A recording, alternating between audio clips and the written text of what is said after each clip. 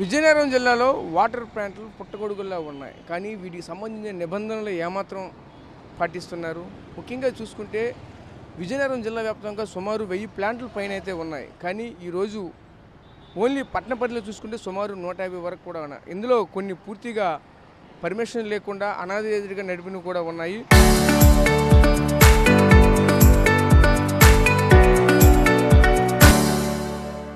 కానీ చూస్తే వచ్చేది వర్షాకాలం. గతంలో చూసాం నెల్లిమర్ల నియోజకవర్గానికి సంబంధించి కావచ్చు, అదేవిధంగా చీపురుపల్లి నియోజకవర్గానికి గొర్రెల ప్రాంతానికి కావచ్చు. గొర్రెల ప్రాంతంలో కనుక చూస్తే సరైన వాటర్ అందక అక్కడ కలుషిత నీరు తాగి ఎంతోమంది కలరా వ్యాధితో వచ్చి చనిపోయినటువంటి పరిస్థితులు అయితే కనిపించాయి. ఈరోజు చూస్తే విజయనగరం జిల్లా గజపతి నగరం మండలం సంబంధించి పురుటిపెండ గ్రామంలో కూడా పూర్తిగా ఆర్డబ్ల్యూఎస్ సప్లై చేస్తున్న వాటర్ కూడా అదే రీతిలో కనిపిస్తూ ఉన్నది. ప్రస్తుతం నేనైతే విజయనగరంలో ఉన్నటువంటి వాటర్ ప్లాంట్ వద్ద అయితే ప్రస్తుతం అయితే ఉన్నాను. ఈ విధంగా వాటర్ ప్లాంట్ వద్ద నుంచి ప్రతి ఒక్కరు కూడా వాటర్ తాగండి అంటూ అధికారులు అయితే చెప్తూ ఉంటారు. కానీ వీటికి సంబంధించినటువంటి నిబంధనలు ఎంతవరకు పాటిస్తూ ఉన్నారు? ప్రస్తుతం చూసుకుంటే ఎంతమంది వాటర్ తాగుతూ ఉన్నారు? అయితే ప్రస్తుత రోజుల్లో వస్తున్నటువంటి ఈ వర్షాకాలము సీజనల్ ఫీవర్స్ కూడా వచ్చినటువంటి ప్రబలించేటువంటి అవకాశం అయితే ఉంటుంది. ఇటువంటి క్రమంలోనే అసలు అధికారులు సూచిస్తున్నారు? అధికారుల పరంగా చూసుకుంటే సుమారుగా ఒక వాటర్ ప్లాంట్ కావాల్సి సుమారుగా 10 డిపార్ట్మెంట్ల పైన అయితే పర్మిషన్స్ అయితే ఉండాలి. ఈరోజు ఏ ఒక్క అధికారి వీటిని గ్రౌండ్ లెవెల్లో క్షేత్రస్థాయిలో పరిశీలిస్తూ ఉన్నారు. ఒకవైపు పబ్లిక్ హెల్త్ కావచ్చు, అదేవిధంగా ఆర్డబ్ల్యూఎస్ సంబంధించినటువంటి అధికారులు కావచ్చు, అదేవిధంగా మున్సిపాలిటీకి సంబంధించినటువంటి అధికారులు కావచ్చు, ఈరోజు కలెక్టరేట్లో ఉన్నటువంటి పోలీసు అధికారులు కావచ్చు, ఈరోజు కేవలం డ్రింకింగ్ వాటర్పై ఎటువంటి నియమ నిబంధనలు పెడతా ఉన్నారు. ముఖ్యంగా ఫుడ్ అండ్ సేఫ్టీ అధికారులు అసలు ఏం చేస్తున్నారు? ఇలా చూస్తూ ఉంటే దీనికి సంబంధించి పలుమార్లు ఎన్నోసార్లు కంప్లైంట్ ఇచ్చినప్పుడు కూడా పట్టించుకోవట్లేదంటూ కూడా ఓ వ్యక్తి అయితే కలెక్టరేట్ నుంచి అయితే ఆవేదన కూడా వ్యక్తం చేస్తూ ఉన్నారు. ఈరోజు మనతో కూడా మాట్లాడడం చెప్పండి, ఎలా చూడాలి ఏంటి? ఈరోజు ఈ వాటర్ ప్లాంట్లు ఈరోజు పుట్టగొడుగులా పుట్టుకొస్తూ ఉన్నాయి. ప్రస్తుతం చూస్తే వీటికి సంబంధించిన నిబంధనలు కానీ దీనికి సంబంధించినవి కూడా పాటించిన పరిస్థితులు కనిపిస్తూ ఉన్నాయి. ఇదే క్రమంలోనే దీనికి సంబంధించినటువంటి అధికారులు ఎవరు కూడా పట్టించుకోరు. సుమారుగా 10 డిపార్ట్మెంట్ పైన అయితే పర్మిషన్స్ అయితే ఉండాలి. ఏ ఒక్క అధికారి కూడా గ్రౌండ్లో రావట్లేదు.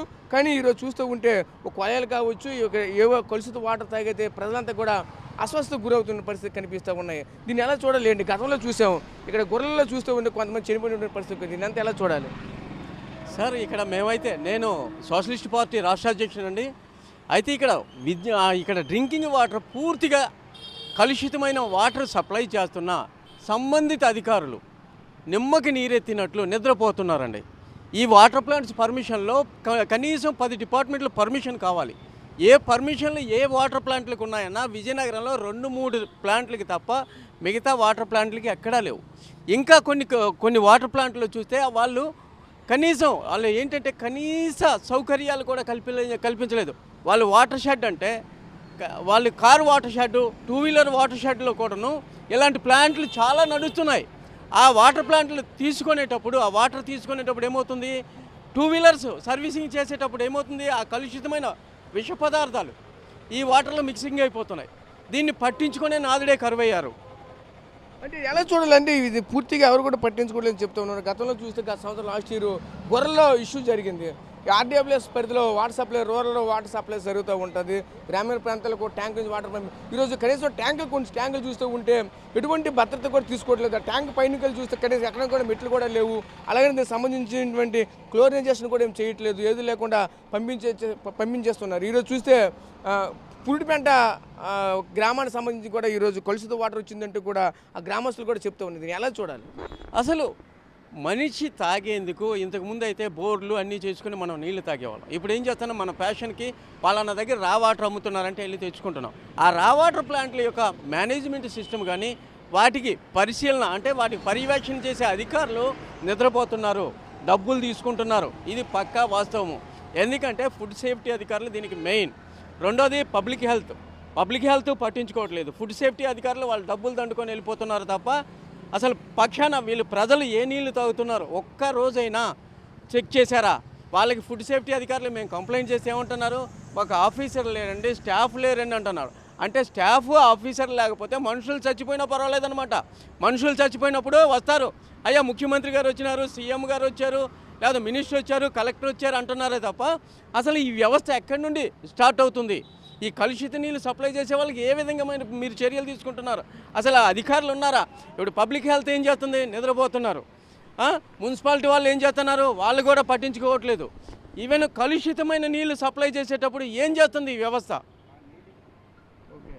సో చూసాం కదా, పూర్తిగా వ్యవస్థపై కూడా ఇక్కడ ఈయన మండిపడుతున్న నేపథ్యం అయితే కనిపిస్తూ ఉన్నది. ప్రస్తుతం మనం చూస్తున్నటువంటి ఇటువంటి వాటర్ ప్లాంట్లు సుమారుగా చూసుకుంటే విజయనగరం పట్టణ పరిధిలో సుమారుగా 150 పైచీలకైతే ఉన్నాయి. ఇందులో కొన్నిటికి మాత్రమే ప్రస్తుతం చూపిస్తున్నటువంటి ఈ వాటర్ ప్లాంట్కి అయితే పర్మిషన్స్ అన్నీ ఉన్నాయంటూ కూడా ఆ స్థానికంగా ఉన్నటువంటి అధికారులు చెప్తూ ఉన్నారు. అక్కడ వాటర్ ప్లాంట్ నిర్వహించే వాళ్ళు కూడా చెప్తాం, అన్ని రకాల పర్మిషన్స్తో మేమైతే నడుపుతున్నామంటూ ఇక్కడ ఉన్నటువంటి వ్యక్తి కూడా చెప్తూ ఉన్నారు. చూస్తూ ఉంటే ఒక హైజినిక్గానే ఇక్కడైతే కనిపిస్తూ ఉన్నది. లోపల ఉన్నటువంటి ట్యాంకులు అయితేనేమి వాళ్ళకి ఉపయోగించినటువంటి ఎక్విప్మెంట్ అంతా కూడా హైజినిక్గానే ఉంది. ఇక్కడైతే బాగానే ఉంది. కొన్ని ప్లాంట్లు కనుక చూసుకుంటే పూర్తి స్థాయిలో ఇది నిర్వహణ అనేది పూర్తిగా విఫలమవుతున్న పరిస్థితి కనిపిస్తుంది. చూస్తే ఒకవైపు వాటర్ సర్వీసింగ్ ఒకవైపు పెడతా ఉన్నారు, ఒకవైపు దానికి సంబంధించే పబ్లిక్ సప్లై చేసినటువంటి వాటర్ అయితే ఒక పక్క పెడతా ఉన్నారు. ఇలాంటిదే బైక్ సర్వీసులు కూడా, అంటే ఒకవైపు బైక్ సర్వీసులు పెడతా ఉన్నారు, బైక్ సర్వీసింగ్ సెంటర్ని పెడుతూ ఒకవైపు డ్రింకింగ్ వాటర్ సర్వీస్ అని కూడా పెడతా ఉన్నారు. అంటే ఇటువంటి సందర్భంలో పూర్తి స్థాయిలో అక్కడ కలుషితమయ్యి అక్కడ ప్రజల యొక్క ప్రాణాలతోనే సెలగాటమాడుతున్నటువంటి వాటర్ సప్లైస్ అయితే చాలా అయితే ఉన్నాయి. అయితే ప్రస్తుతం నేను కూడా వాటిని కూడా అక్కడికి వెళ్ళి మీకు చూపించే ప్రయత్నం అయితే చేస్తాను. విజయనగరం పట్టణ పరిధిలో ఉన్న ఇంకో వాటర్ ప్లాంట్ వరకు నేను ప్రస్తుతం చేరుకుని ఈ వాటర్ ప్లాంట్ వద్ద చూడొచ్చు. ప్రస్తుతం చూసుకుంటే ధర్మపురి రోడ్లో ఉన్నటువంటి ఇక్కడ ఐస్ ఫ్యాక్టరీ దగ్గరలో ఉన్నటువంటి ఈ వాటర్ ప్లాంట్ ఇది. ప్రస్తుతం ఈ వాటర్ ప్లాంట్ చూసుకుంటే R1+ UV mineral waters plant and bike water servicing centre అంటూ మరొక వైపు అయితే ఇక్కడ బోర్డు అయితే కనిపిస్తూ ఉన్నది. చూడొచ్చు ఇక్కడ వచ్చినటువంటి సుమారుగా రోజుకి కొన్ని వందలాది లీటర్లు, లక్షలాది లీటర్లు కొలితే ఇక్కడ మంత్లీ వచ్చేసరికి ఇక్కడ నుంచి కంటిన్యూ వెళ్తూనే ఉంటుంది. అయితే ప్రస్తుతం చూస్తూ ఉంటే ఒకవైపు బైక్కి సంబంధించినటువంటి సెంటర్లు, అలాగే మరొక వైపు ప్రజలు తాగుతున్నటువంటి నీరుని మరొక వైపు ఇక్కడ రన్ చేస్తున్న పరిస్థితి కనిపిస్తూ ఉన్నాయి. ప్రస్తుతం ప్రధానంగా మనం చూసుకుంటే ఇక్కడ ప్రజల ఆరోగ్య పరిరక్షణకు సంబంధించి కనుక చూసుకుంటే ఇక్కడ ఫుడ్ అండ్ సేఫ్టీకి సంబంధించిన అనుమతులు అయితే ఖచ్చితంగా ఉండాలి.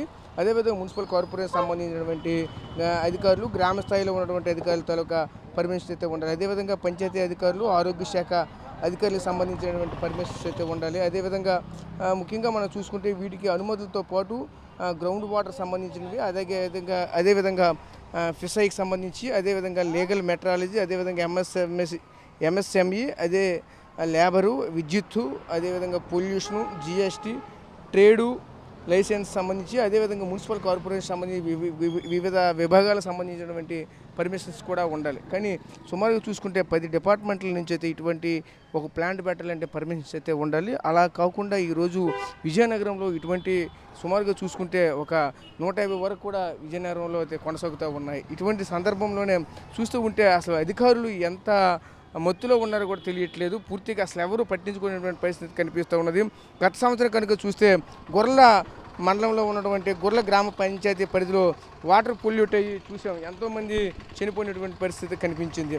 దానికి సంబంధించి చనిపోయిన తర్వాత ఎన్ని ఇబ్బందులు, ఆ తర్వాత ఏ విధంగా ఎదుర్కొన్నామని కూడా చూసాం. అయితే ఈరోజు మళ్ళీ అటువంటివి ఏవి కొనసాగకుండా ఉండాలంటే ఈ పక్కనే ఉన్నటువంటి చూడవచ్చు, ఇక్కడ కాలువ ఏ విధంగా ప్రవాహం చేస్తుంది. ఒకవైపు కాలువ కానుకొని ఇటువంటి వాటర్ ప్లాంట్లు, అదేవిధంగా ఈ వాటర్ ప్లాంట్లతో పాటు బైక్కి సంబంధించినటువంటి ఈ షోరూమ్, బైక్ వాషింగ్ అని చెప్పేసి, అయితే ఇవన్నీ కూడా ఒకవైపు అయితే కంటిన్యూ అవుతూ ఉన్నాయి. కానీ విజయనగరంలో ఉన్నటువంటి ఈ అధికారులకి అసలు ఈ పూర్తిగా ఇటువంటివి ఏవి కూడా పట్టనటువంటి పరిస్థితులు అయితే కనిపిస్తూ ఉన్నాయి. కనీసం ఎవరు కూడా పట్టించుకునే పరిస్థితి. ముఖ్యంగా చూసుకుంటే ఫుడ్ అండ్ సేఫ్టీ అధికారులు అయితే పూర్తిగా ఇటువంటివన్నీ కూడా గాలికి వదిలేసిన పరిస్థితి కనిపిస్తూ ఉన్నాయి. అదేవిధంగా విజయనగరం మున్సిపాలిటీకి సంబంధించిన అధికారులు కనుక చూస్తూ ఉంటే మున్సిపల్ అధికారులు కూడా పూర్తిగా దీనికి సంబంధించి ఏవి కూడా పట్టించుకునేటువంటి పరిస్థితులు అయితే కనిపిస్తూ ఉన్నాయి. ఈరోజు సుమారుగా చూసుకుంటే విజయనగరం జిల్లాలో 150 వరకు కూడా పూర్తి స్థాయిలో ఇటువంటివి కూడా ఏర్పాటు అయితే ఉన్నాయి. కానీ అధికారికంగా అధికారుల దృష్టిలో ఎన్ని ఉన్నాయి అనేది పూర్తి స్థాయిలో అధికారులు కూడా దీనికి సంబంధించి ఏమి కూడా ఇవ్వలేనటువంటి పరిస్థితి కనిపిస్తుంది. జిల్లా వ్యాప్తంగా కూడా చూస్తూ ఉంటే సుమారుగా 1000 పైన ఇటువంటివి అయితే ఉన్నాయి. అంటే సుమారుగా అంత అనాథరైజ్డ్గానే కంటిన్యూ RO ప్లాంట్ల పేరుతో ఇవన్నీ కూడా కంటిన్యూ అవుతూ ఉన్నాయి. ఈరోజు చూస్తూ ఉంటే ఎంత ఇబ్బందులు అయితే ప్రజలైతే పొందుతూ ఉన్నారు. ప్రజలకైతే ఇవి కూడా పట్టవు, తెలియవు. వాళ్ళు ఏం చేస్తారంటే మినరల్ వాటరే కదా అని చెప్పేసి తాగే పరిస్థితి ఉంటుంది. ఇటువంటి వాటర్ కనుక తాగితే మళ్ళీ దానిపైన కూడా మళ్ళీ అనారోగ్యం వచ్చే అవకాశాలు కూడా ఉంటాయి. కానీ ఇప్పటికైనా సరే జిల్లాలో ఉన్నటువంటి కలెక్టరేట్లో ఉన్నటువంటి ఉన్నత అధికారులు కానీ, అదేవిధంగా గ్రామీణ ప్రాంతాల్లో ఉన్నటువంటి అధికారులు కానీ, ముఖ్యంగా చూసుకుంటే RWS సంబంధించినటువంటి అధికారులు కానీ, ఇదే విధంగా ఒకవైపు పబ్లిక్ సంబంధించినటువంటి మున్సిపల్ శాఖలో ఉన్నటువంటి అధికారులు కానీ ఎవరు కూడా పట్టించుకునే పరిస్థితి కనిపిస్తూ ఉంది. ఎప్పటికైనా సరే అధికారులు కళ్ళు తెరిచి ఇటువంటివి ఎక్కడైతే ఉన్నాయో అన్నిటిపైన కఠిన చర్యలు తీసుకుని వాటిని క్లోజ్ చేసే దిశగా ముందుకు వెళ్తే ప్రజా ఆరోగ్యం అయితే ఇప్పటికైనా బాగుంటుంది. ఎందుకంటే రాబోయేటువంటి రోజుల్లో పూర్తి స్థాయిలో వర్షాలు అయితే కురిసే అవకాశాలు ఉన్నాయి. దీని కారణంగా కొలాయిలు ఇప్పటికే పలు ప్రాంతాలు చూసాం. ఒకవైపు గజపతి నగరం మండలంలో కావచ్చు, అదేవిధంగా కొన్ని ప్రాంతాల్లో గొర్రెలు కావచ్చు, ఒకవైపు నీలిమర్ల కావచ్చు, విజయనగరంలో పలు పలు కూడా ఆ కొళాయి తాలూకా పైపులు కూడా లీక్ అయ్యి కలుస్తూ వాటర్ కూడా వస్తున్న రంగు మారుతున్న పరిస్థితులు కనిపిస్తూ ఉన్నాయి. అటువంటి వాటర్ కనుక తాగితే మరింత ఇబ్బంది కూడా ఎదుర్కొనే అవకాశాలు అయితే ఉంటాయి. ప్రజల ఆరోగ్యం కూడా దెబ్బతినే అవకాశం కూడా ఉంటుంది. ఎప్పటికైనా సరే ఇటువంటి వాటర్ ప్లాంట్లని, అదేవిధంగా ఒకవైపు అటువంటి కొళాయిలు ఎక్కడైతే ఉన్నాయో సరైనటువంటి పారిశుద్ధ్యం లేకుండా రన్ చేస్తున్నటువంటి వాటర్ ట్యాంకులు కానీ ఇవన్నీ కూడా ఖచ్చితంగా ఇటువంటి ప్రత్యేక దృష్టి సాధిస్తే తప్ప కానీ ఖచ్చితంగా గొర్రెల్లో వచ్చినటువంటి పరిస్థితులు మళ్ళీ రాకుండా ఉండాలంటే ఈరోజు వీటన్నిటిపైన ప్రత్యేక శ్రద్ధ చూపితే తప్ప కానీ అధికారులు ఎవరు కూడా దీనిపైన చూపడం లేదు. రానున్న రోజులు ఖచ్చితంగా దీనికి సంబంధించిన భారీ మూల్యం చెల్లించుకోవాల్సినటువంటి నేపథ్యం అయితే కనిపిస్తున్న కళ్ళకు కట్టినట్టయితే కనిపిస్తున్నది. ఈ మధ్యకాలంలో డిఆర్సీ మీటింగ్లో కూడా ఇన్ఛార్జ్ మంత్రిగా ఉన్నటువంటి వంగలపూడి అంతా కూడా ఒక విధంగా అధికారులు కూడా హెచ్చరికలు అయితే జారీ చేశారు. చూసుకోండి, ఇప్పటికే ఎవరు కూడా పట్టించుకోవట్లేదు. అదేవిధంగా అక్కడ ఆర్డబ్ల్యూఎస్ సంబంధించినటువంటి అధికారులు, అలాగే డిఎంఎన్హెచ్ఓ అధికారులు, అదేవిధంగా ఈ వాటర్ సప్లై సంబంధించినటువంటి అధికారులు అంతా కూడా మీరంతా కూడా మీటింగులు పెట్టండి, ఎక్కడెక్కడ ఇటువంటి సమస్యలు ఉన్నాయో వాటిని మీరు చూడండి అంటూ కూడా వంగలపూడి ఎందుకు కూడా చెప్పినటువంటి పరిస్థితి ఉంది. కానీ ఇంతవరకు కూడా అసలు డిఆర్సీ మీటింగ్ జరిగి సుమారుగా వారం గడుస్తున్నా సరే దీనికి సంబంధించిన ఎటువంటి చర్యలు లేకపోవడంతో అసలు ఏం జరుగుతుందో కూడా తెలియదు. అంటే ఒక అధికారికి, ఒక మినిస్ట్రీ స్థాయిలో ఉన్నటువంటి వ్యక్తి అధికారులకు ఆర్డర్ పాస్ చేసిన సరే ఇంతవరకు కూడా ఎవరు కూడా పట్టించుకున్నటువంటి పరిస్థితి కనిపిస్తున్నాయి. ఎప్పటికైనా సరే అధికారులు మేల్కొంటారా, ఇదే విధంగా నిమ్మక నీరుతో వ్యవహరిస్తారనేది వేచి చూడాలి. కెమెరా పర్సన్ నాయుడుతో రాజేష్, ఆర్టీవీ, విజయనగరం జిల్లా నుంచి.